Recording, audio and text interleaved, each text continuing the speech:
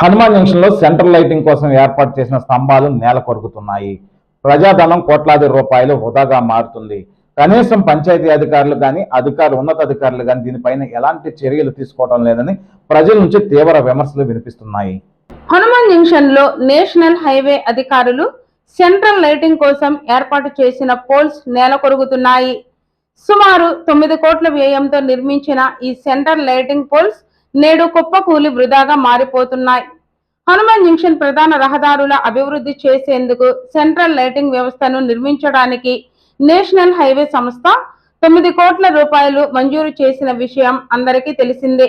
అందులోనే భాగంగా ఏలూరు విజయవాడ రోడ్డులో వేలేరు అడ్డ రోడ్డు నుండి బొమ్మలూరు రాములేరు వాగు వరకు సెంట్రల్ లైటింగ్ నిమిత్తం పోల్స్ ఏర్పాటు చేయడం జరిగింది. ఈ పోల్స్ లను గత ఏడాది ఏర్పాటు చేశారు. పోల్స్ అయితే ఏర్పాటు చేశారు కానీ వాటికి విద్యుత్ కనెక్షన్లు మాత్రం ఇవ్వలేదు. ఈ పనిని పంచాయతీ అధికారులకు అప్పచెప్పినట్లు తెలుస్తోంది. కానీ పంచాయతీ అధికారులు మాత్రం ఈ పోల్స్ కు విద్యుత్ కనెక్షన్ ఇచ్చి లైట్లు బిగించేందుకు పంచాయతీ అధికారులు ముందుకు రాకుండా నిరుపయోగంగా వదిలేశారని ప్రజలు విమర్శిస్తున్నారు. పోల్స్ ఏర్పాటు చేసి వదిలేయడంతో ఊక లారీలు గడ్డి లారీలు ఢీకొట్టి ఆ పోల్స్ నేల కొరుగుతున్నాయి.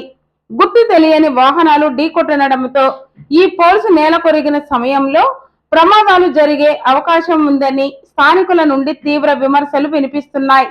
ఆ సమయంలో ప్రయాణికులపై పడితే ప్రయాణికులు తీవ్ర గాయాలు కానీ ప్రాణ నష్టం కానీ జరిగే అవకాశాలు ఉన్నాయని ఎద్దేవా చేస్తున్నారు.